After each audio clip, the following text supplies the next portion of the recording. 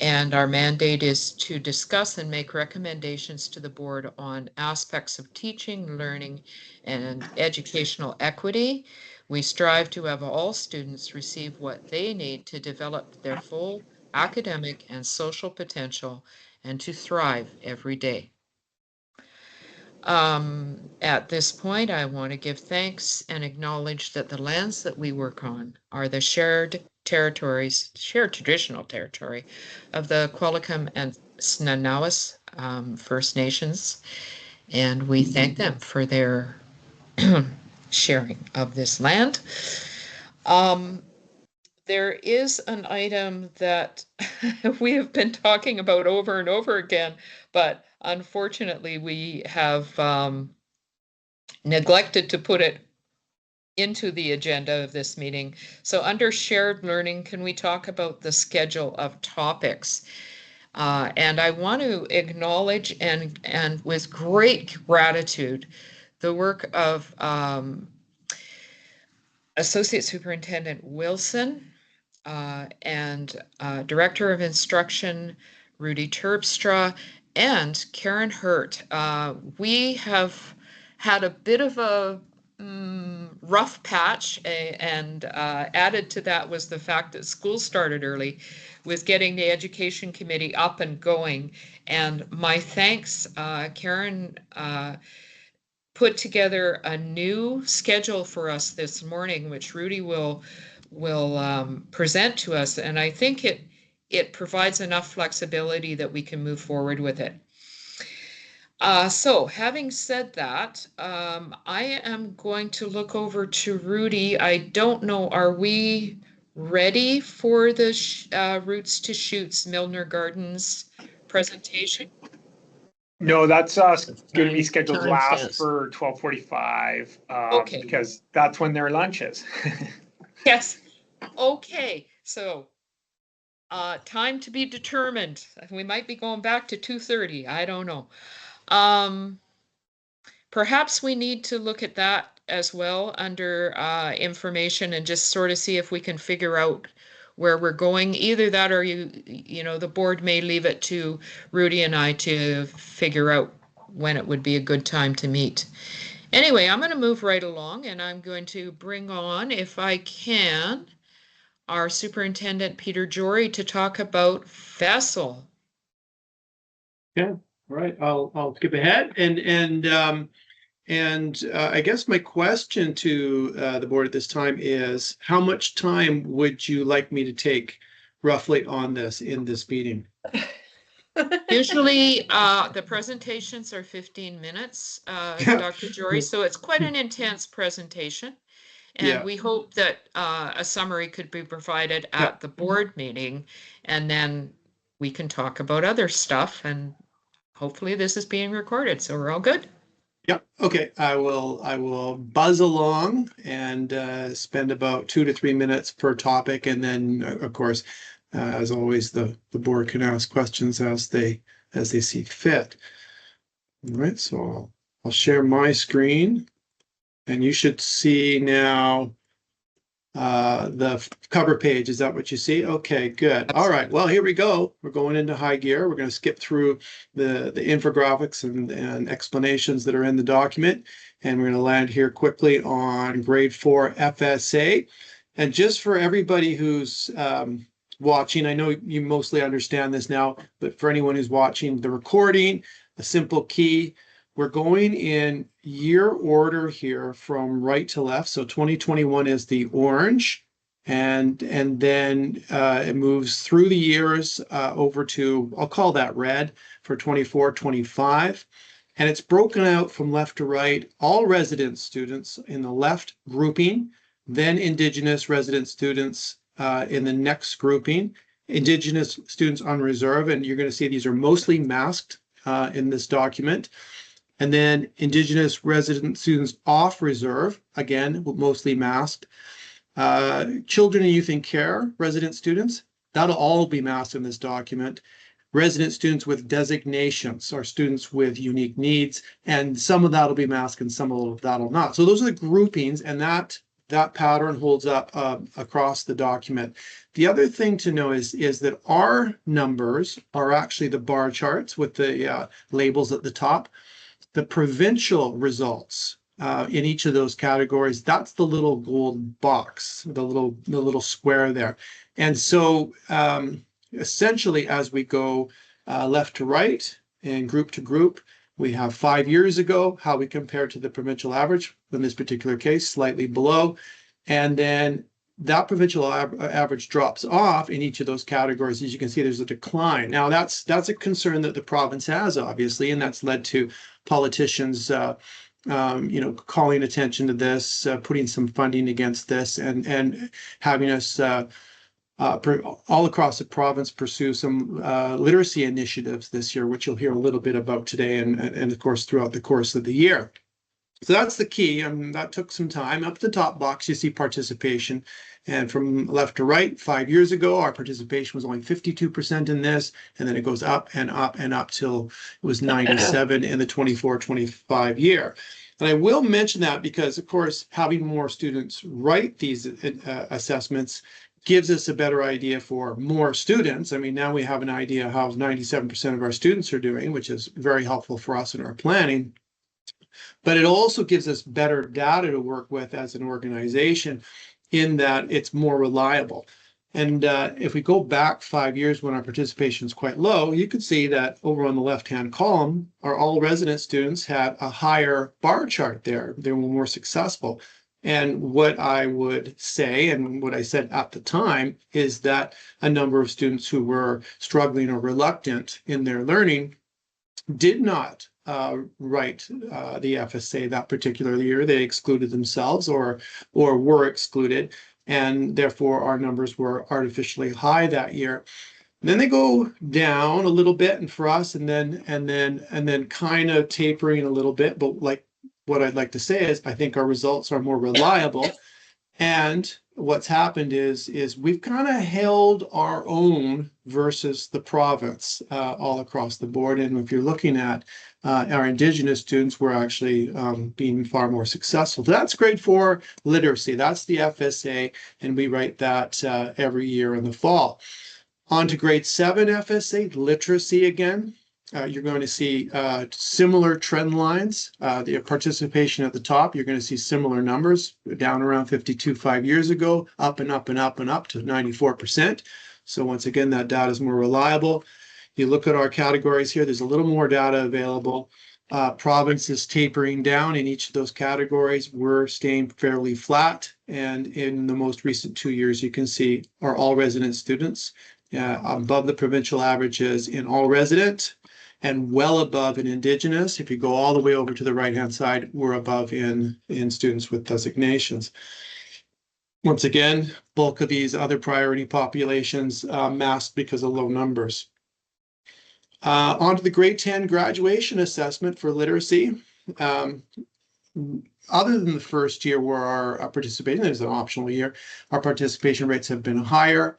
And you're going to see an interesting trend here. Where the province is tapering down slightly. If you are blaming this on the COVID era and declining literacy skills that are related to that, you can imagine if somebody's been in school for a longer period of time in those larger groups, while there is a decline, it's a little flatter than what we've seen in the lower grades, where they've only had this really shorter experience in school. But you can see that we're trending up on this assessment and basically all of our categories that show here, and that's kind of encouraging. And I would say that we've always been, as you can see, somewhat successful relative to the province. And I want to point this out, despite the fact that our household income in this school district is about $20,000 lower than the provincial average, which would typically correlate to having results that were lower than the provincial average by perhaps a significant degree. So we're bucking a trend here, and I think this is what I would call a powerful way to get to equity. If our students learn to read and they learn to write, they have a much better chance of being successful, not just in school, but in post-secondary and in life, and it certainly gives an infusion of opportunity to the community in regard to changing trajectories here and having our kids leave with all the opportunity to be successful out there in the world. So on to numeracy. If we go back, I'm going to scroll. Participation rates just about exactly the same as you see in the literacy FSA, which is what you'd expect. The provincial results, if we go category to category, left to right, bit of a horseshoe here, a decline from 5 years ago for 3 straight years, then a slight uptick all across grade 4 there. So that's kind of encouraging for the province. And then you can see that our numeracy results as we go from left to right are all resident students above, our Indigenous students above, and in fact, this recent year almost at parity. And then our students with designations, again, above, much above the provincial average and doing quite well, even relative to the provincial all resident rate, which is encouraging. On to grade 7, again, high participation rates, recent years. You can see that same horseshoe, not exactly the same in all categories. It's more of a decline in most of the priority populations. Bit of a horseshoe in all resident. Again, we're above in numeracy with us on a 3-year climb. And I'd like to see that 3-year climb when we have that high participation rate. Like I said before, when participation rates are low and half the kids are not writing and we're over the provincial average, you know, we can take it with a bit of a grain of salt there because we're fairly sure that a high number of reluctant learners were not writing in those years. But when we get up into the 90s and we're above the provincial average, that's encouraging, well above in Indigenous students. And then in this recent year, really strong showing from our students with designations. So that's very encouraging. Of course, we know all across the district, we've been having a numeracy push. We've been doing lots of learning sessions. We've been, using the data that we have in our local and provincial assessments to inform our practice. We've done a number of sessions on that, and we'll continue to do more of that learning. And so I think this is a trend that is going to continue for the time being. I feel very encouraged by the way our numeracy is tracking across the district. And this one here, the grade 10 numeracy, this has been a challenge for us. As you can see, we've been well below. This test is too hard, I think, actually, but you can see that these charts are way down the page compared to, compared to the other ones, local and provincial. And I talked to the director who's responsible for this assessment years ago, and she told me that, the expectations were different around numeracy. We weren't trying to get kids to 3 out of 4 on the proficiency scale, no matter what you call it. It was actually 2 out of 4 for most people to be functional in society. And so it was kind of geared that way. And I'll say that it just makes it very hard to explain to people, that these lower percentages are actually, within the realm of acceptable. Anyway, that being said, we're seeing a bit of an upward trend in our own numbers, but more importantly, because this is a year old, right? The FSAs are current to last year. This data actually only goes up to 23-24. The results that have come in from this year are much, much better than in previous years. And so we're expecting when this report comes out, we're going to have one of those high lines in the most recent year and likely all the way across the board. And once again, we've had Carol Fullerton, we've had a number of our secondary teachers participating in different kinds of collaborative workshops, the NERC time, department meetings, working on these strategies. And we know that our assessment fidelity, that getting kids ready and comfortable in those secondary spaces to write these tests are paying some dividends. And we're hoping to see that number just pop when we roll this out next year. Transition rates. been strong at or above provincial averages in this district for a number of years. You can see all resident at or above, Indigenous students at or above, or quite a bit above, in this particular case, 100% last year. That's nice to see, or actually the previous year. And students with designations at or above, and just slightly lower than the province, but still well up there, close to 100%. Or sorry, what is it? I got my glasses off here. Yeah, oh, that's what it's saying. And then 11 to 12, you see slightly lower results across the province. Because it is harder for students to go from 11 to 12 than 10 to 11, all things considered. But once again, at or above for us all across the board. And that's good to see, especially because we don't have any policies or expectations that we move kids with their grade assigned cohort at that particular age. And so this is basically about tracking and supporting them and making sure that they get what they need to be successful in the way that we've done in this school district to move towards graduation for a number of years.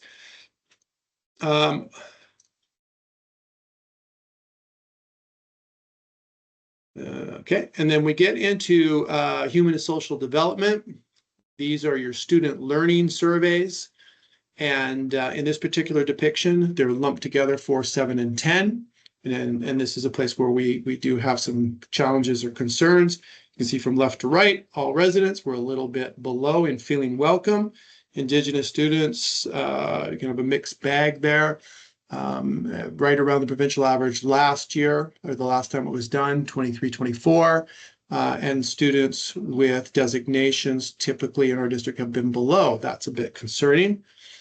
You look at feel safe, we have been at or below for 7 and 10, as this has all been kind of lumped together there.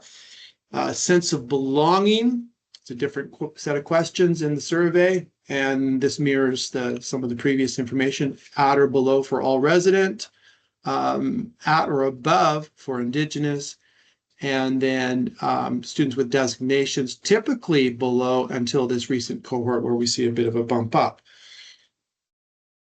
Adults that care, students feel that adults care about them at school. Similar trends at or basically at the provincial averages for the last few years in all resident, at or below for Indigenous, and then all the way over at or below for students with designations, except for the most recent cohort, 23-24. Feeling back into the analysis of this, I do want to mention, this will be in my final report that comes out to the ministry, for the board to approve at the end of the month. If you break this information out elementary to secondary, as it is depicted on the Student Success website, and as mentioned in last year's information, there's a pretty profound difference between elementary and secondary in this district. In elementary, our students report feeling safe or welcome, or that they belong more often than their provincial counterparts.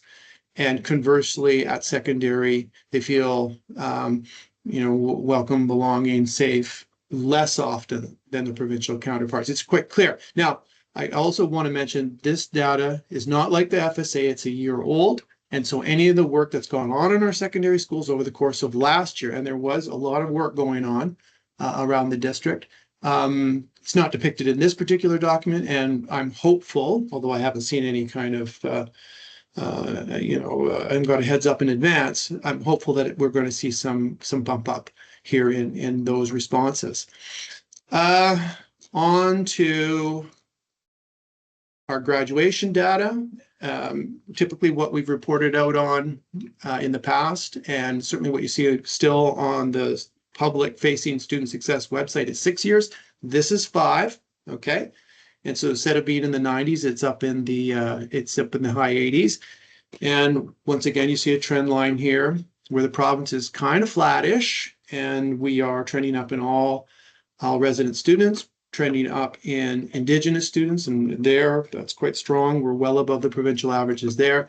And then a little bit of a trend up for students with designations, and for the first time in a bit, we're substantially over the provincial averages there. That's very encouraging. That's including the adult dogwood, and which is a much stripped down version of graduation, suitable for students who have missed a lot of time in school. So that's putting those two things together. But if you look at them separately, which this is dogwood only, no adult dogwood included, you still see similar trend lines. And in fact, no impact at all on the overall numbers for all resident students, minor impact for Indigenous students. You still see us well above the provincial averages here, and minor impact for students with designations. And so we only do a handful of these across the school district. We're very frugal with it, and so it doesn't have a lot of impact on our final results. I can tell you, alternate, which used to be almost all adult dogwoods, having more and more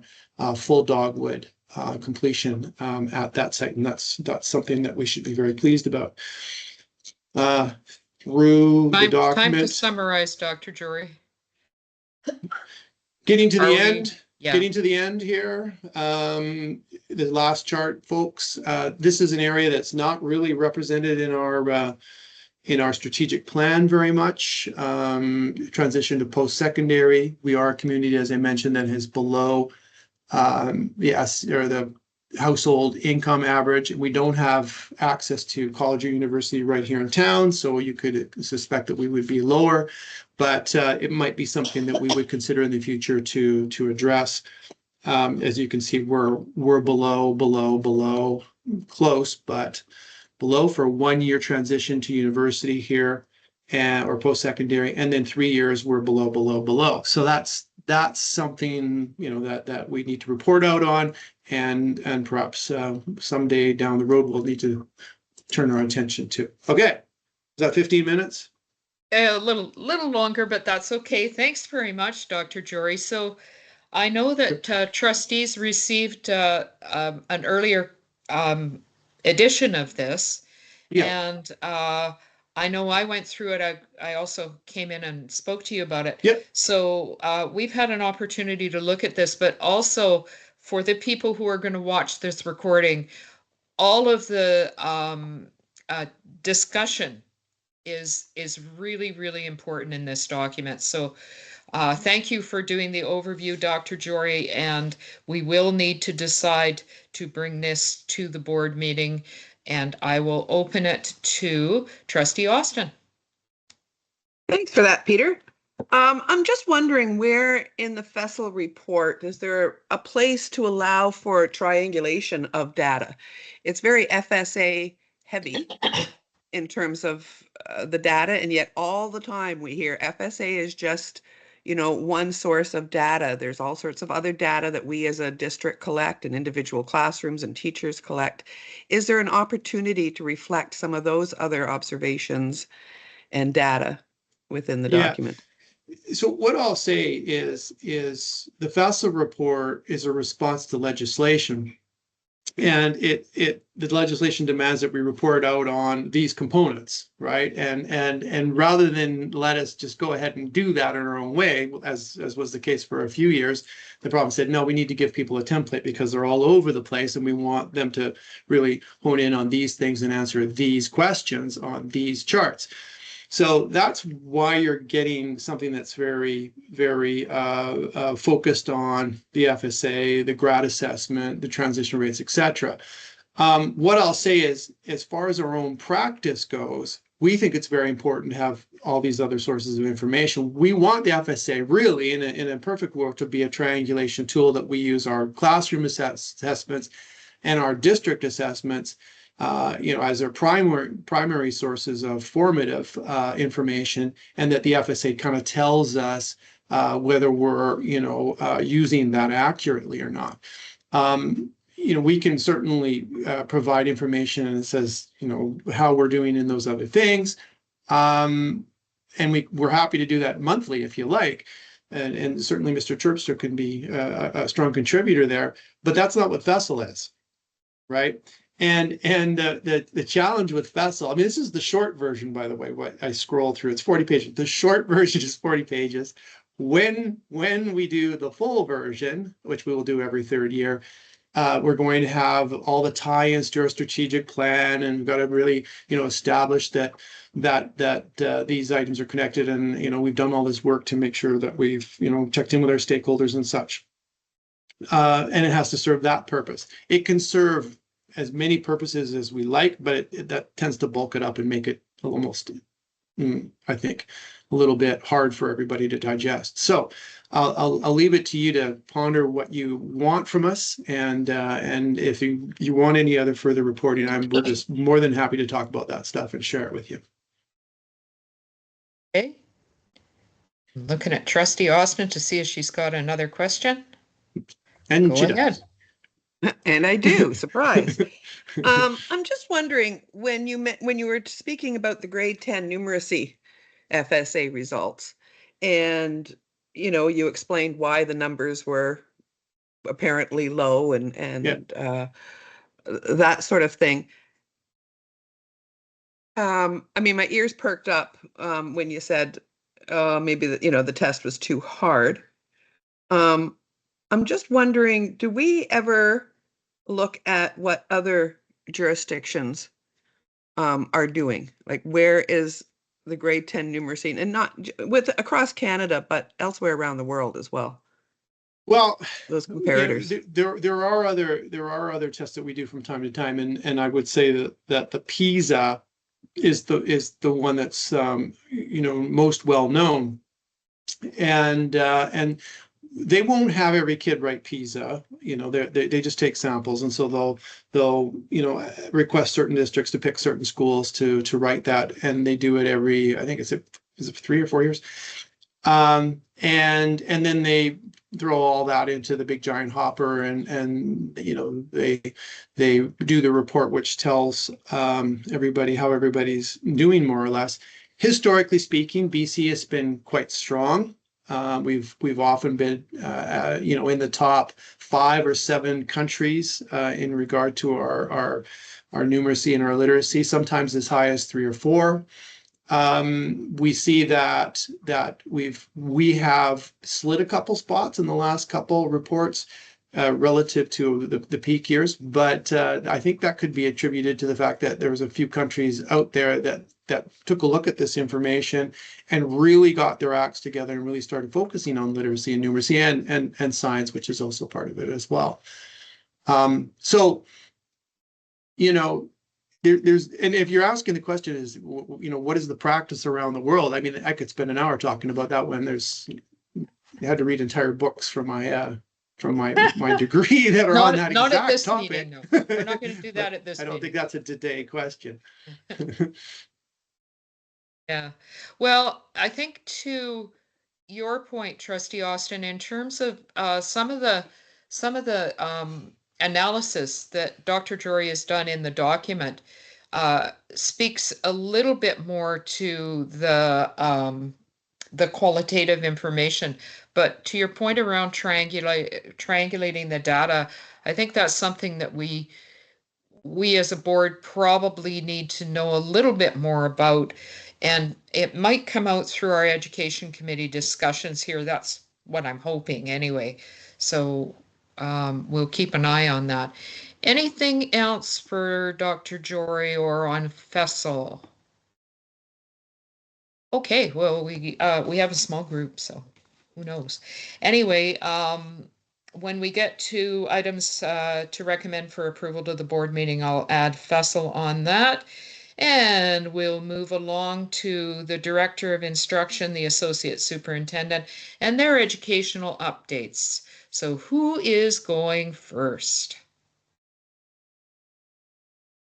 I love it. They look at each other. I can go first. Just a couple highlights as we start the school year, and I think trustees know, but for Qualicum School District, we had a working group that developed AI guidelines through, and again, working group is coming out of the SEAC committee, and and so we now have these guidelines, and I'll share my screen. Everybody can see those. Yeah, and it's a nice document in that we came up with guidelines. We looked at some other districts. We talked about our own practices, and in this document, it also is connected to our goals: to learn, to grow, to give, to belong. It's interesting because all of you that are very linear thinkers, people are always want to compare the bullets to the goals, and the goals are there as a reminder. This is the work we do, and these are the guidelines, and so they don't line up if you're looking for that exactly, but I will share improving educational experiences and promoting inclusive practices. We actually feel there's power in AI for doing that. There's great assistive technologies, reading and writing, and we've even at the base level is an easy way to change a reading passage for grade level for either our struggling students or possibly making it a more advanced piece. We have district, school, and class guidelines on when and how to use AI. The document, "When do I use AI?" is still in process with our DRC clerk, but basically it's a simple structure saying, hey, there's times in the class, just like with our cell phones, there's times when we don't use AI. There's times when we use AI as a learning assistant, and there's times when we use AI as a source. And obviously that's going to be more in the secondary levels. And then a complementary document for secondary will be actually how to cite and show how you're using AI in your learning when you're doing a formal presentation or a project or a paper. Aligning AI tools with provincial curriculum and competencies. That again is the goal and the job that we do. Protecting student data and complying with privacy laws. Teaching kids don't enter any personal or private information into AI tools. And that includes our adults. However, our adults have better choices. And our students, we just can't lead them to make those choices. And that we've also been, working across the district and, looking at our privacy, limiting what we do, sometimes to the chagrin of people that want to use apps, especially AI programs. But the working group has also crafted a list of programs that we will look at, and eventually I think we'll have some suggested classroom apps that we support as a district, and some guidance for people out there.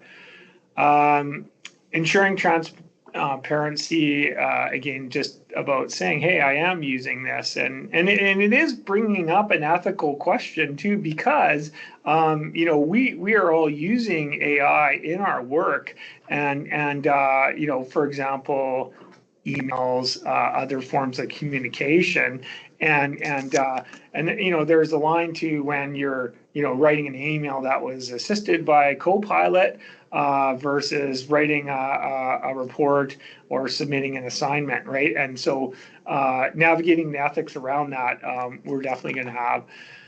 One of our big teaching is thinking critically and checking for bias. AI tools can produce culturally inaccurate or be culturally incorrect or inaccurate. We're actually working with Katie and the team to make a statement from our local nations that says, we'll probably say, I mean, it'll be up to them to write, but basically saying that AI technologies do not represent local Indigenous history or culture, right? Because that's where it will easily amass Indigenous cultures all over the place. But that's also true. Like we've done lots of activities, like, if you search, if you say, give me an image of a person cleaning, it's probably going to be a woman. There's lots of biases out there when you do your searches.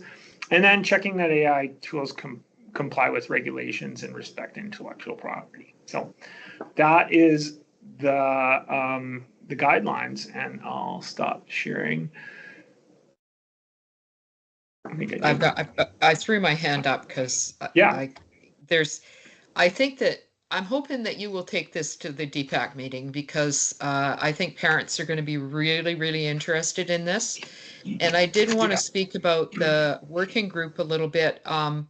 It was conducted through the Curriculum Implementation Advisory Group, of which I was a part, and I think I probably still am this year.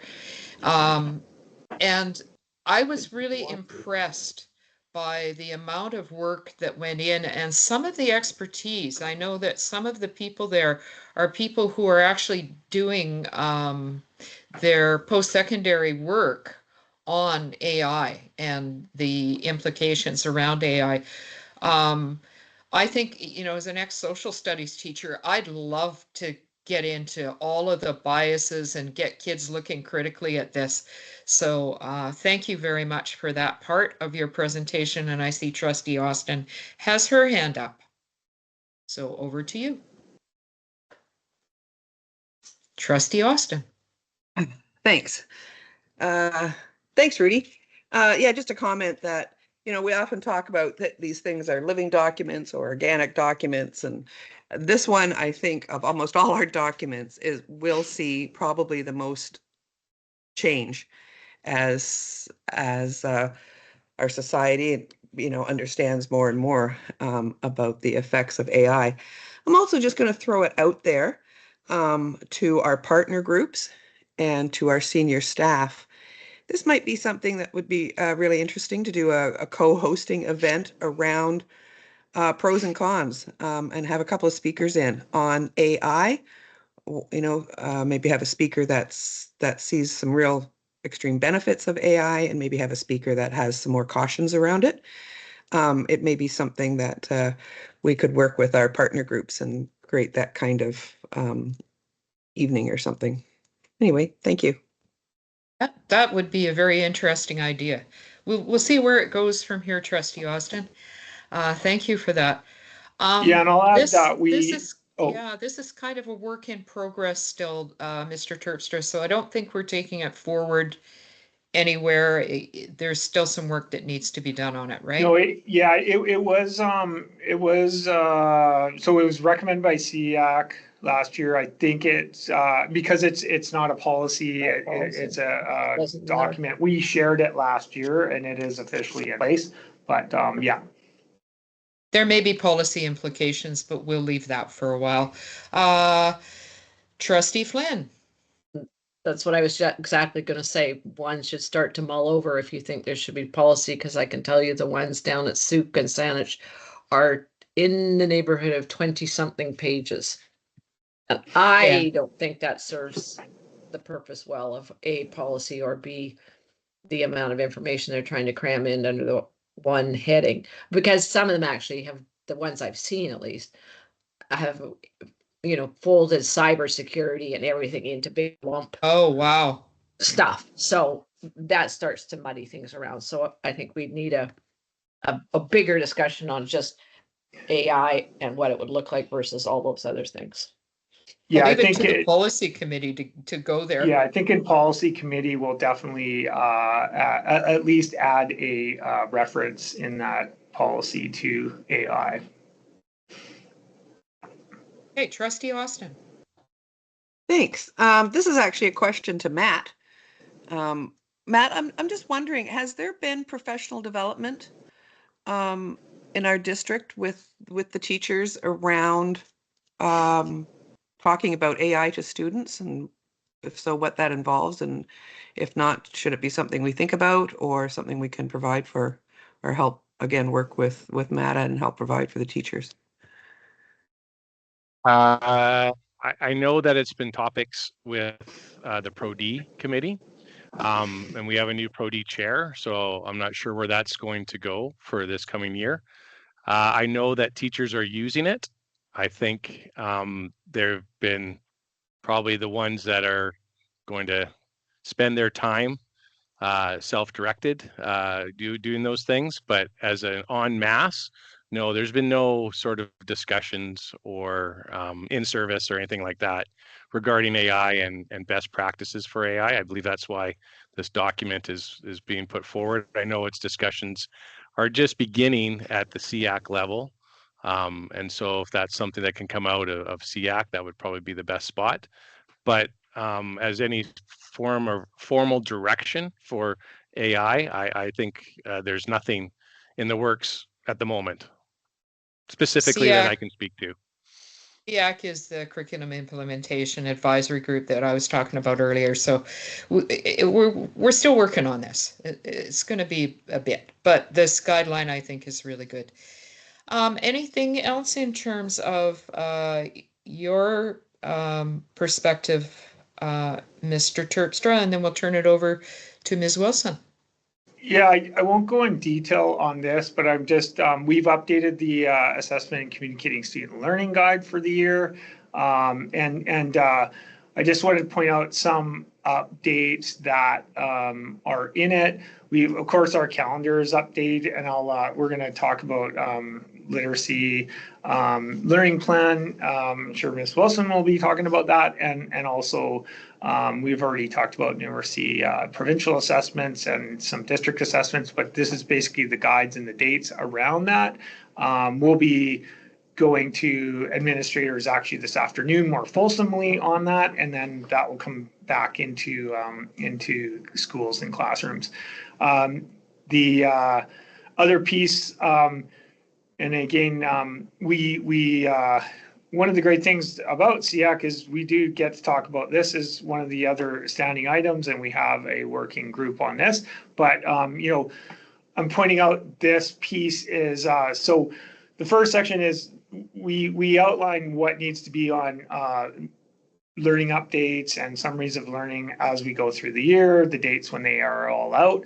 And then at SEAC, actually through Bolinas, there came a question of some inequity in reporting for teachers, because some of our classes in the secondary, like exploratories, are 6-week rotations. Some are linear, but every other day. So they're like kind of about a quarter of time, and they might hit every single reporting period. And so through those conversations, listening, we came up with this plan and charted it out for the secondary schools for their assessment. So you can see it's complicated to most users, but teachers will understand it well. But basically, you know, we have September, January, April, and June are the reporting periods for secondary semesters. It's clearly there. We have linear courses for band. They have a slight difference in the beginning of the year. Term courses like Careers 8 or French at Bolinas, they have some differences in theirs. And then linear, those are the alternate days. That was the big one. Both PE and careers, they go all year, but alternating days. And then for the exploratories. The big thing in the guidance is that we are also obligated by the Ministry of Education to report on all subjects at least once a year, but also we need to report on subjects that are going on when we're reporting. So this meets all those criteria, but it also allows teachers to report in a more manageable way. This is complex, and it took a fair amount of work, I think.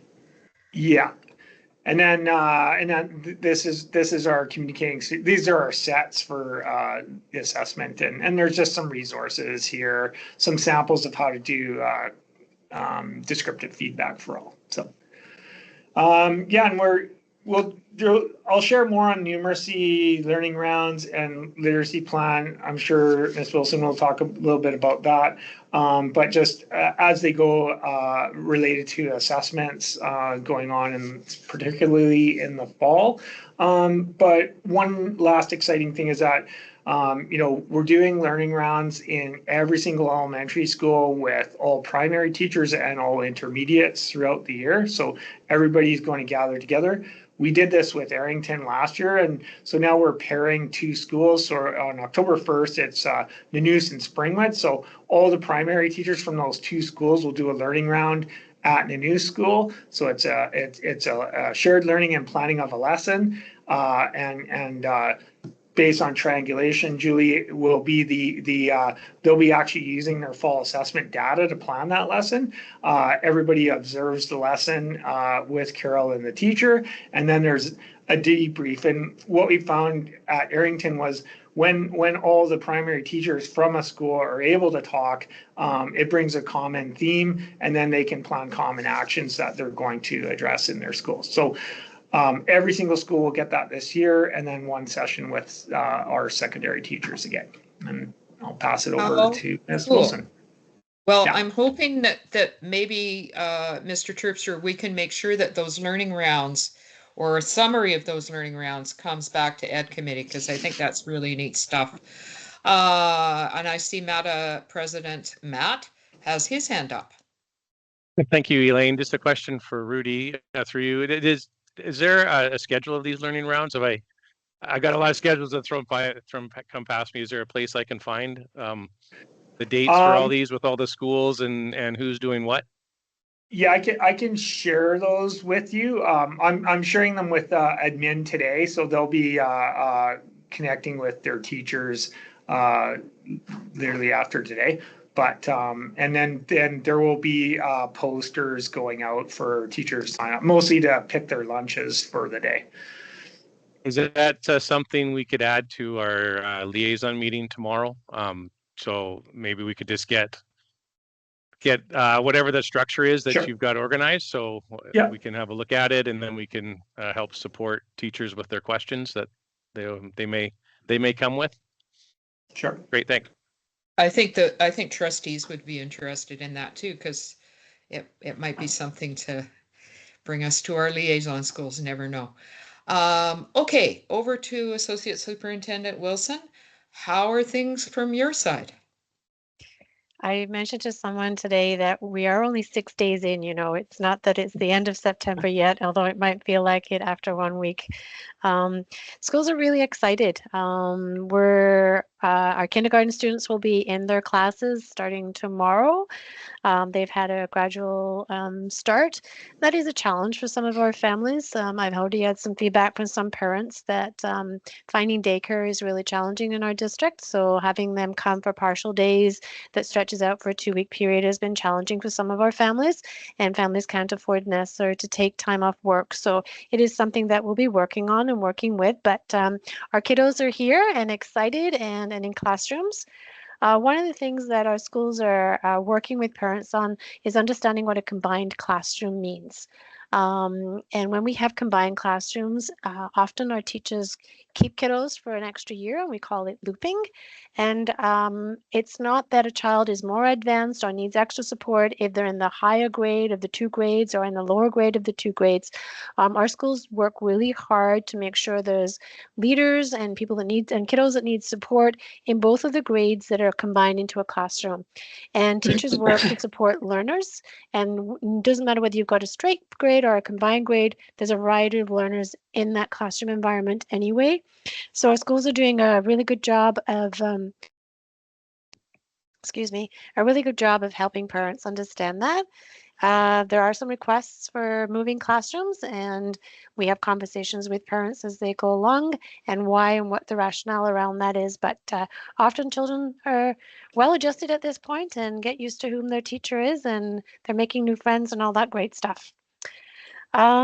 We're doing Preventure again this year, which is a grade 8 program that we piloted last year for all of our grade 8s. So that's work that— Sorry, what was the name of the program? It's called Preventure, and Preventure. we applied through Island Health and through Foundry BC, Virtual Foundry BC, to be a school district that did Preventure, which is a program that works with youth on developing strategies that's based on their tendencies. So if I'm somebody who's more at risk kind of behaviors, then I work, if I'm an at risk to make decisions that might be hurtful to me, work around developing some strategies and skills around that. It was really successful last year. We had all of our counselors, some of our child and youth care workers trained to be facilitators and or workshop helpers. So there's 2 roles that Preventure train with. So we're excited about being on board with that, and we'll move forward to do the work with our grade 8s and then put the grade 8s that would benefit from such a program into their small groups. And Hay is the person that's facilitating that. In terms of our enrollment, I will give a report at the board about our enrollment. It's way too early right now. I know that Superintendent Jory and I have been looking at the numbers and they fluctuate. We're not quite there. And I was in a conversation with a school yesterday because they thought they had X number of students in their kindergarten. And I said, I only had this many students registered, and it's around where they've been put into classrooms right now. So it is early days for that. And we've got students that have left us as well as new students that have arrived with us. So Jen Furman and I are working with schools to look at what the impact around supports looks like and where we need to make sure we've got the supports that we planned for are and where they perhaps need to go now. So early days, work in progress, constant communication with our schools out there.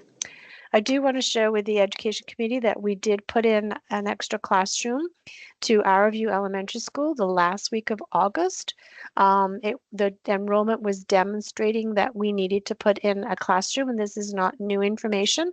I think I shared with the board or even at the Operations and Finance and Op Committee that we knew we needed another classroom somewhere in our Parksville Qualicum area. We weren't sure where we needed to land. And so by putting that classroom in, we were able to approve some cross-boundary applications that were coming from Oceanside and Qualicum that wanted to go to Arrowview. And so it took some pressure off of those 2 schools, as well as it was able to support what we knew we needed to do in terms of opening the school with the appropriate class sizes at Arrowview. It's great to do it at that time of the year because it allowed us to start the school with the classroom teacher that was hired to do that, that was in there, that was ready to go. The other thing that I want to mention is the State of the Child and Youth report is finished. It was going to go to a meeting from the funding organization through the United Way today, and I'm hoping that soon after they've seen the work that they've paid to have done, we'll be able to share it with our community. There's no surprises in the report around how we need to be supporting children and youth around mental health, anxiety, education for parents, making sure that families are not sharing their stories in multiple places. And so really looking forward to being able to show that to you as an education committee. And it also supports through the recommendations that come out of that particular report around the work we're doing. Even in Superintendent Jory's conversation around children feeling safe, sense of belonging, it's all that work that we have been working and focusing on, but it reinforces based on the results of whether it be the McClure report, our satisfaction, or Island Health data, why we need to continue to do this work.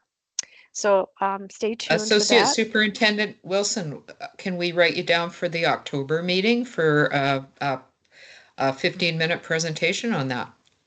Sure, and then what we can do is bring some of the working group that have been working on that and share some of the data that we've found as we've done this work as that working group. And it is a community working group.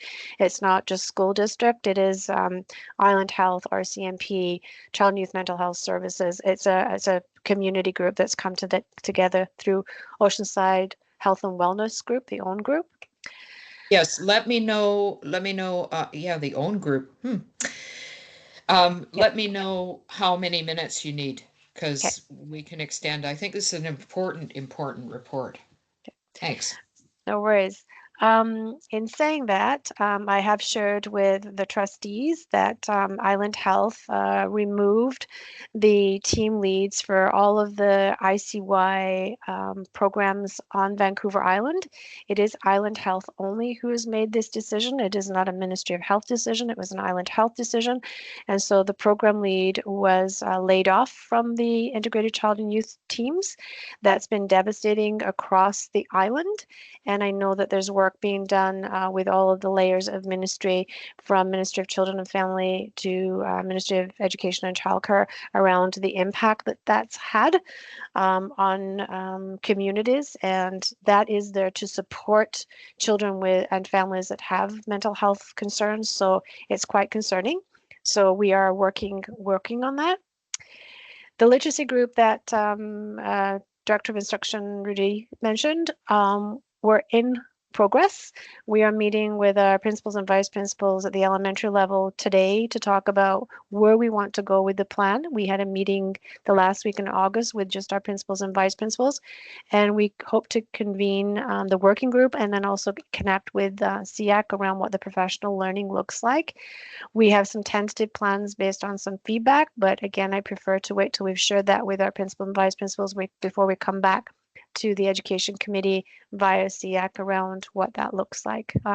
But we're really excited about making sure that literacy is a focus for us, and more importantly, that there's some professional development funds there to support our teachers to feel more confident in their practice and support them in their growth with their professional practices around literacy. And that's it. Okay, thank you, Associate Superintendent Wilson.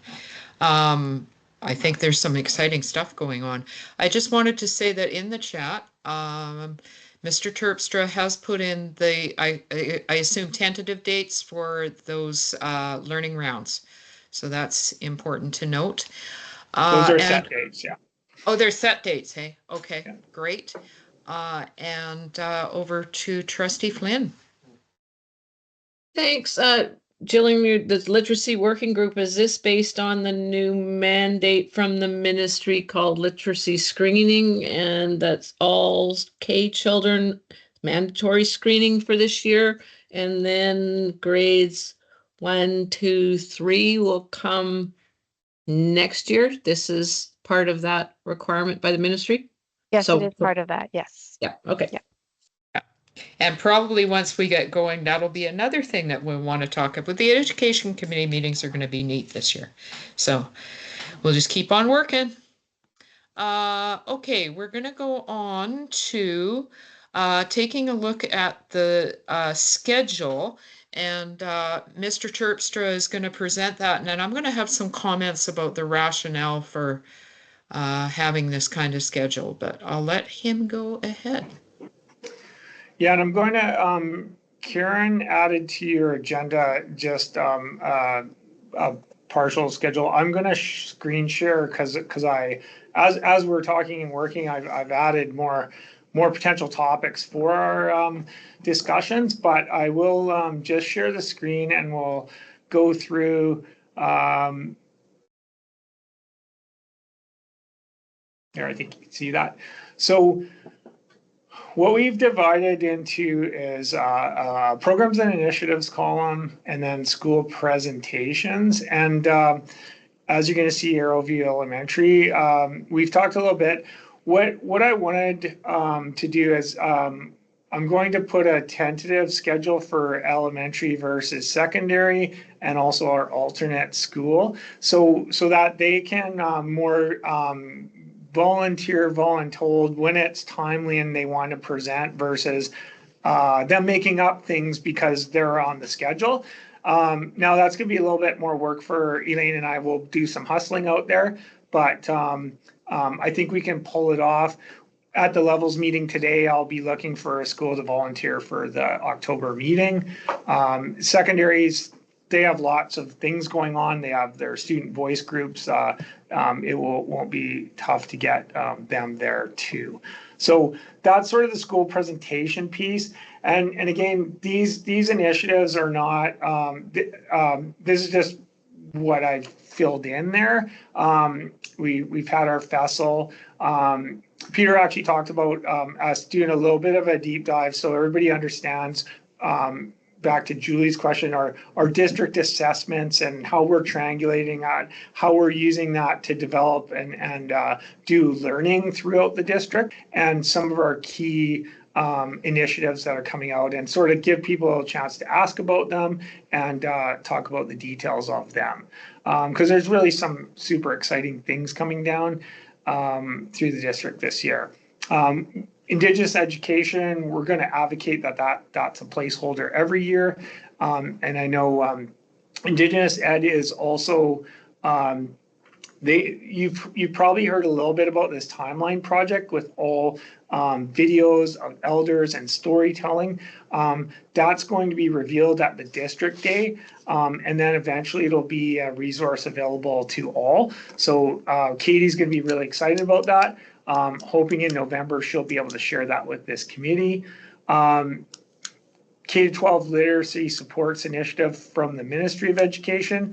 I'm hoping that's a good time because we'll have had lots of conversation in SEAC. We'll have set a schedule of learning and we'll be able to share that.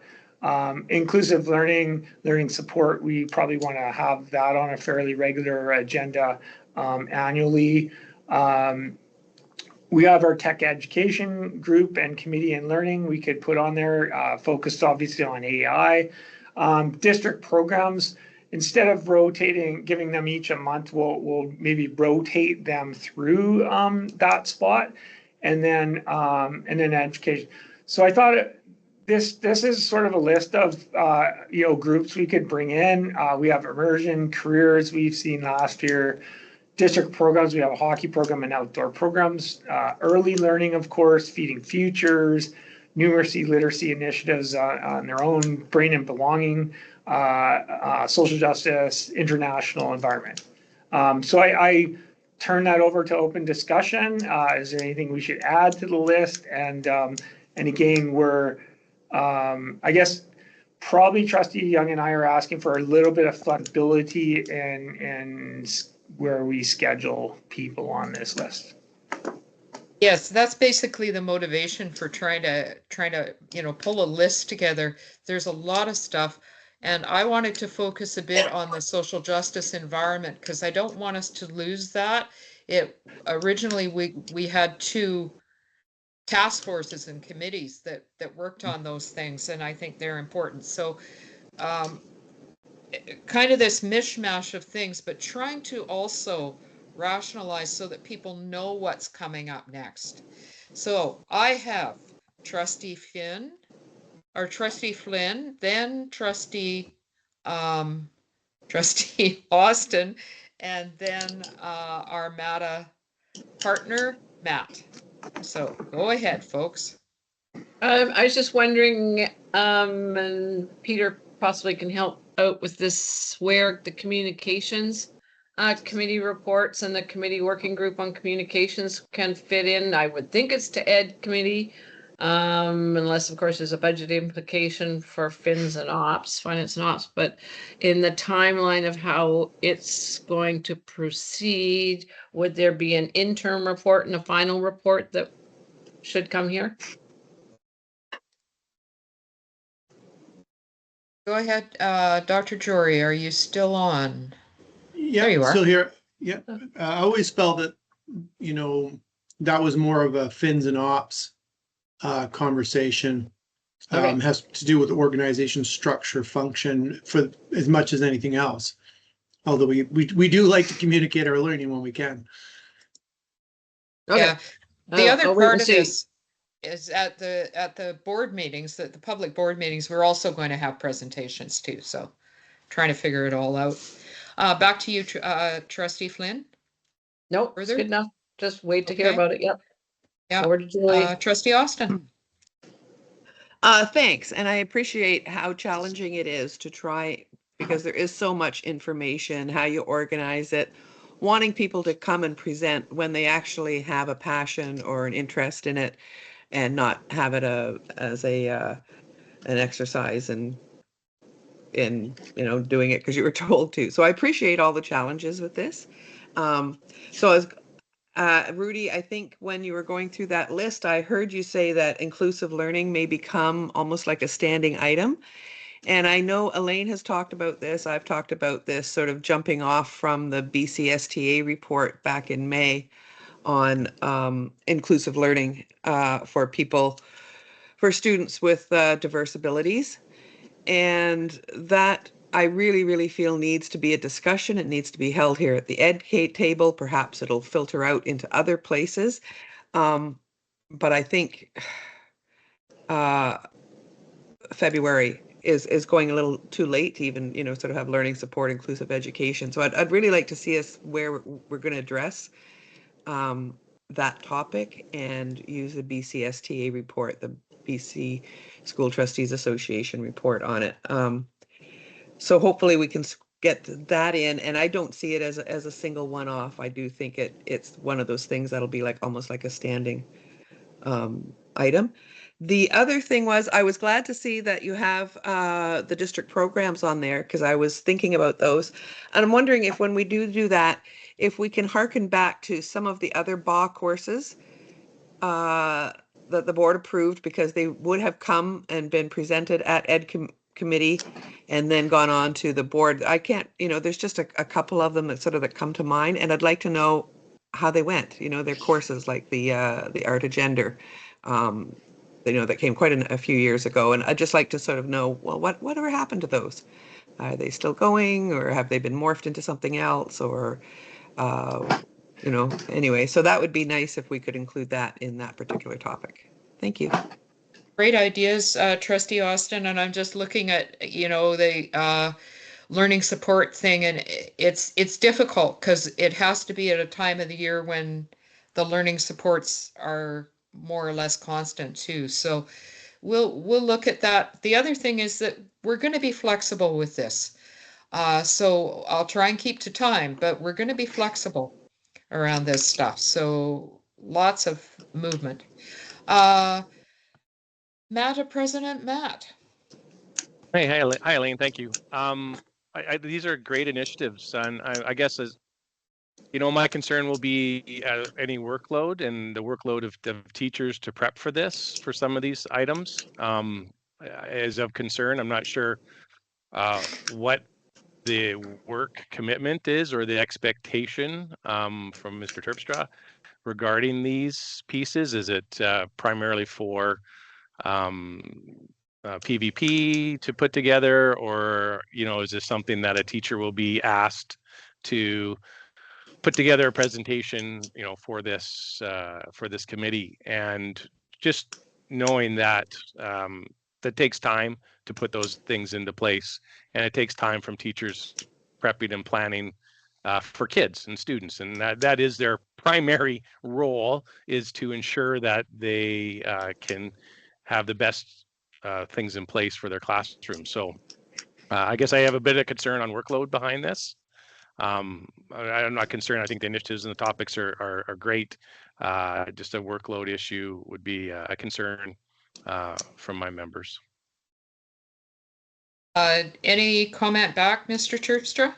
Yeah, point taken. And we're actually two things we're talking about, and we're going to have a conversation with again elementary admin this afternoon. And I'm not. Yeah, we'll see if lunch is the best time, and maybe we go back to 2 p.m.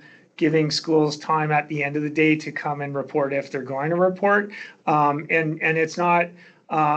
So for career education, there's lead teacher is very involved in that, and it's part of their job. And they have presentations that they make all the time. It's part of the job. But yeah, for a classroom teacher, like you're going to see in 7 minutes, Julie Wynot, who was part of a Milner Garden adventure, professional video was made, and she's going to bring herself and a couple kids to see that. Or to share that learning. But yeah, we it's not intended for any of the schools to create massive presentations and do a lot of time, but an opportunity to share with trustees the learning that the board's supporting and the school district supports. Okay, further question, Matt? Yeah, thank you. And I guess Rudy stated this, just a cautionary note. Regarding lunch times. Lunch times are supposed to be for teachers. They're those have been cut down in recent years, and so there's time at lunch is not what it used to be, and so 30 minutes can by the time you sit down and then you have a snack and so forth, and then to add a meeting into the middle of that just again, it's a cautionary tale. It's many things all in a row can add up to one giant cut. So I think we have to be cautious that we're asking teachers to do some work during a very short time in their day for them to refocus and reconnect. Again, it's about students, and the primary purpose of a teacher's job is to be at their best for students. So sharing information at the end of the day may be easier. Well taken, Matt. Point well Thank you. taken. And I think having said that, if the board is willing to leave the schedule for the next meeting, the time for the next meeting to Mr. Terpstra and I, and we promise to get it out ahead of time. If that is amenable to the board members who are here, and I don't know if Trustee Austin has gone away, I think that would be the best thing. We're still in dialogue. Is that okay? Yeah. Trustee Flynn says okay. Trustee Austin, thank you very much for your trust on this. In terms of the schedule, can we accept this as our kind of soft schedule and see where it goes from here? Is that okay with folks? Has to be flexible, so I leave it It's to going to be what works. flexible. Yeah, Yeah. Okay. always stuff to talk about. Trustee Austin is okay with that. I don't think it needs to go forward to the board. And however, we're running out of time. I want to make sure to get the items to recommend for approval to the board meeting on the FESL. Are we good with sending that to the board meeting? Yes? I think we have to Yes. go and send it Yes, to the we board do. meeting because it has to be approved. Yeah, So, so there's no question. that will be our recommendation then. Anything Legislation. else? Pardon? Legislation. Yes. Anything, well, we could say no, and then you'd be in big trouble, Dr. Jory. Anything else before we move to the students from Arrowview? Anything else that we need to say about the Ed Committee? Because what I'm going to do is I'm going to turn it over to Mr. Terpstra, and then when they are done, I am going to say, I won't say anything. We'll just end the meeting. Is that cool with folks? Yes? Good. I'm not hearing anybody say no. All righty then. It is going over to Mr. Terpstra. You may have a couple of minutes there to fill in, but I'm sure you can do that admirably. Yeah, so what I'm going to do is, because they are just coming in from lunch and they'll join us, but we have this video, so I'll play the video for people. The teacher and students will join probably right in the middle of it, which is fine. And then we'll go from there and let them speak about it. They've obviously seen the video lots of times, they're in it. And again, just to remind our audience, this is it's titled The Ageless Garden, Learning at Milner Gardens and Woodlands. It's focused on this group of learners from Arrowview Elementary School. And we participate, many have heard of the Roots to Shoots program. Lots of I'd say almost all, if not all of our elementary schools do have classes that participate in Learning at Milner Gardens. And it's a great site, if you haven't been there, to see the learning that goes on. And we've had some teacher pro D out there in the last couple of years. So I will play this video. We'll include sound, and hopefully you can see that. Yep. And just let me know if it's not playing well. What I love about this place is every time I come here, something different is happening. It's different weather. There's going to be different things on the ground. So every single time it's a little bit different. It's called the Shoots with Roots program. The kids come from local schools and it's a year-long program. So instead of just having a one-shot field trip where they're here and it's chaos and we don't see them again, they actually develop a relationship with the place over the course of the year. Can you guys help me look for a slug? Yeah. Okay, perfect. Keep your eyes open for a slug, friends. And we'll let Cooper back into line where he was, right? Thank you, Cooper. Bye, slug. Right there. When you see something that's a bit slimy and you're not used to it, that's a normal reaction. But when we're at Milner Gardens, we're being scientists. And so when you're a scientist, you pronounce it differently. You're going to pronounce it, ooh, interesting. Can you try that? Ooh, interesting. So I'm going to bring this slug around for everyone to look at. And I want you to notice on the side right here, there's a hole. And that hole is where the slug breathes. Does anybody want to touch the slug? Tentacles? If you want to touch it, you can. How does it feel? Slimy? Ooh, interesting. Kids need to be able to get their hands dirty and move their bodies and be outside. Slug eat stuff like these leaves and poop out soil. So slugs actually have a really important job. What we're going to do is maybe help them with their job while doing a fun activity. Take your little cups and look for things that have fallen to the ground.